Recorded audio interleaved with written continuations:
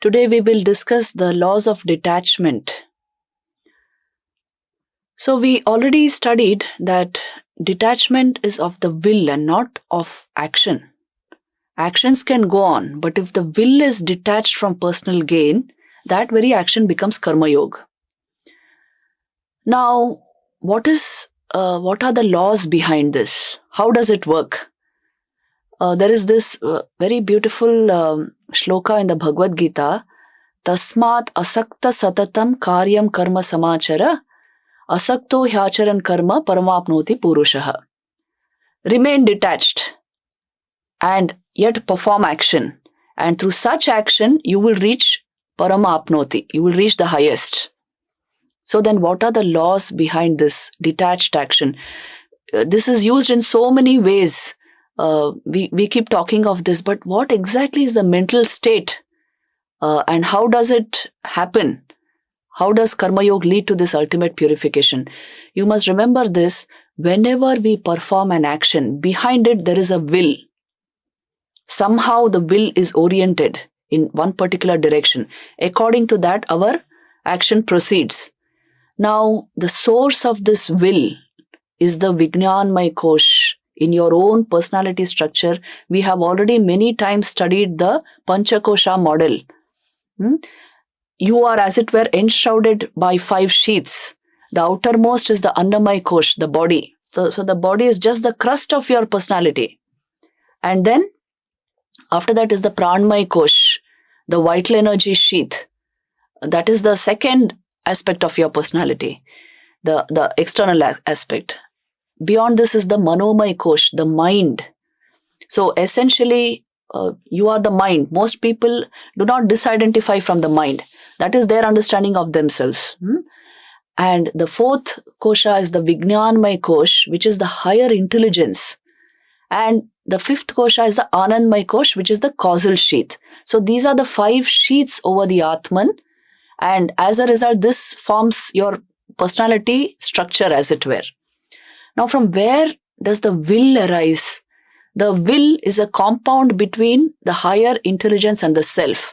So, at the borderline between the Vijnanmay Kosh and Anandmay Kosh, and Anandmay Kosh is very subtle, very, very subtle. So, almost at the point of consciousness, this is where the will arises. You can say Vijnanmay Kosh is involved in it. So, please remember, whenever you will something, and as a result perform that action, you are keeping the Vijnanmay Kosh and the Anandmay Kosh active. Consciousness is deeply involved. In fact, involved, what I mean to say is it lights up the higher intelligence and makes you will something.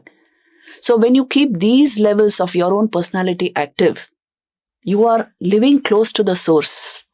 That is how when you will rightly, it ushers you naturally into the knowledge of the self. In fact, in Indian philosophy, the will is considered the dynamic aspect of the self. Just like consciousness is the static aspect, it is your real nature. The will, since it arises at the borderline between the intelligence and consciousness, it is considered the dynamic aspect of the self. So you are verily your will. Ata kratumaya purusho. It is there in the Upanishads, which means a person is verily what his will is. So if this will is trained to perform detached from the body-mind complex, which means to say not for personal gain, not in the direction of a personal benefit, then that will itself will free you. Your very act of conation, your very act of volition will free you. So this is the meaning. The orientation of the will is only towards the good of others, towards public good, towards social good, and not towards a personal gain. Such an action will free you automatically. So the principles of detachment, then let us summarize. The very first principle of detachment is the law says your urge towards action is natural, either physical or mental, because that is the nature of vital energy. It cannot remain the same. It keeps changing. It keeps moving. Movement is the characteristic of energy. But the only choice you have is whether you will perform it as detached akama karma, the action, or as attached sakama karma. Whether you will perform it as detached action where there is a totally depersonalized will, or as a deeply personalized attached action. This choice you have with your vital energy, how you use it. The second principle of karma, you see, the law of conservation of energy also says energy cannot be created nor destroyed, but it can be transformed from one form into another, isn't it? So something similar here. The second law of detachment says, detachment being of the will and not of action, if you keep exercising your will in the right direction, detachment will naturally grow. And detachment, more powerful a way of helping your detachment grow is to get knowledge of the reality of who you are rather than merely exercising your will blindly. So you see, it is not about being adamant or obsessive about something. It is about shifting the focus of your will because you know the real nature of your being. That is why knowledge and action are both very close. Don't think they are watertight compartments. Knowledge affects action, action affects knowledge. So the detachment of your will is based on very solid grounds of knowledge because the very nature of your being is the Atman. A personalized will doesn't befit you. Personalized in the sense a body-mind based will and hence action, that does not befit you. This is the second law of detachment. So detachment of will from selfish gains is only natural. It is the natural way your will is supposed to function. In fact, personalizing will is unnatural. But you see this world, that is why it is called Maya. It is functioning along personalized wills alone. That is why the amount of selfishness, exploitation, crime, we are even exploiting Mother Nature to such an extent as if we are the last generation on the planet. How can we be so insensitive? Because the will has not oriented itself towards reality. So you see, this is the second important law of detachment, that your detachment of the will comes from knowledge of reality rather than merely fixing the will in a particular direction and exercising it. So knowledge of reality, knowledge goes hand in hand with the actual performance of Karma Yoga. In fact, that is why the next thing which comes in the Bhagavad Gita also is the types of knowledge and how knowledge liberates and how knowledge is the end of all karma. All Karma Yoga culminates in the highest knowledge. The third law of detachment says, detachment does not at all mean irresponsible action. Just because the will is detached, somehow I complete the action and then, well, I do what I like.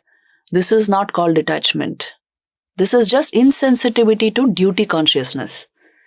Detachment means responsible action because you have understood the nature and the purpose of your own soul. So naturally and consciously, deliberately, willfully, you are detached. So it is action with responsibility, but without attribution of the fruit to oneself.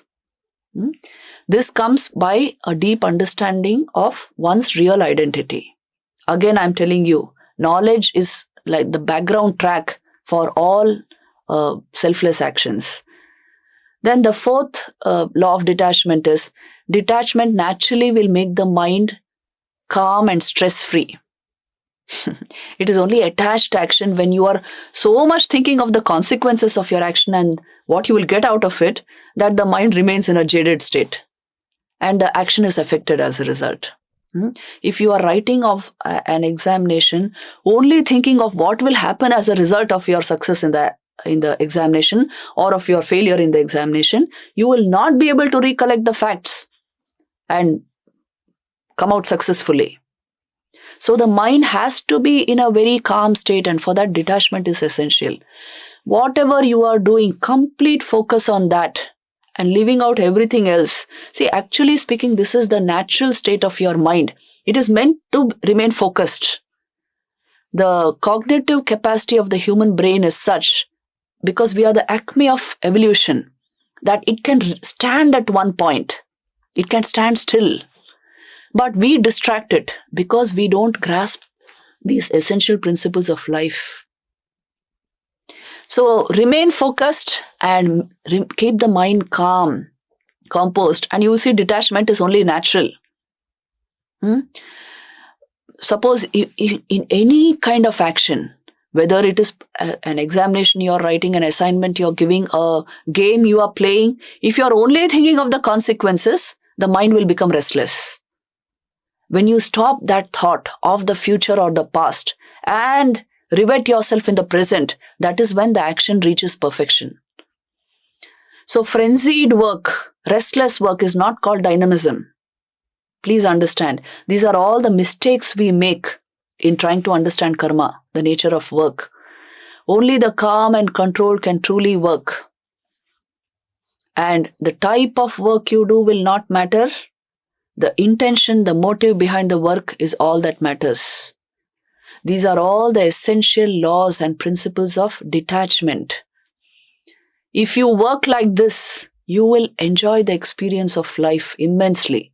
If you are only fixed or riveted to a particular cause and consequence without paying attention to the action in hand, you will lose the beauty of life. And if that your will is oriented personally only stupidly towards our own whatever gains, our attachments, if it is only oriented towards that, then, well, life is one big misery which you will all constantly want to fly away from. There is this beautiful story by Anthony de Mello on the beauty, sheer beauty of detachment. He speaks of a group of tourists who were traveling in a bus. Now it was a huge tourist bus, a very gala affair, and with huge windows so that they could see the beautiful countryside. They were passing through the heart of Europe, so they could see the very, very magnificent mountains and lakes, the streams, the forests. So there were huge windows. But when this group of tourists entered the bus, the shades were put for the windows. All they had to do was sit in their places and remove the shades. But then they got into a squabble while sitting. And the bus started moving, but still their argument went on, that who should have been given the special seats, who should have been, more honored, and whose place is first, whose place is second. All this squabble was going on, and they passed through the entire journey that way, completely ignoring the beautiful sights around them. The shades were still on, and they had not removed the shades, so they could not see the beautiful sights outside the windows, because they were so enmeshed with their own egos, with their silly minds, with their silly thought currents, with their personalized will and attitudes. So you will miss the beauty of life without detachment. You must open the shades and detach your will from the silly ego and its workings, and then you will see the beauty of life. So detachment is the key to experiencing life fully. And without that, well, you remain trapped in the silliness of your mind.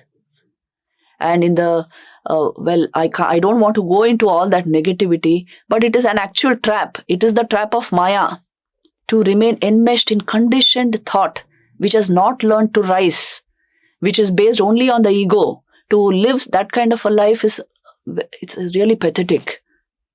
So detachment is the sheer beauty of life. In any act, in any relationship, in anything that you think or do, if there is the spirit of detachment, you will at once jump into the larger picture. You will not remain enmeshed with any kind of conditioned element there.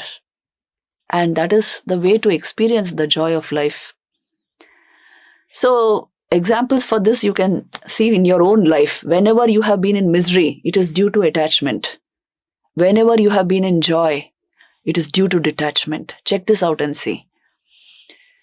So that is why the principal message of the Bhagavad Gita, Swakarmana tam abhyarcha siddhim vindati manava. Detached action is the way to the highest in human life.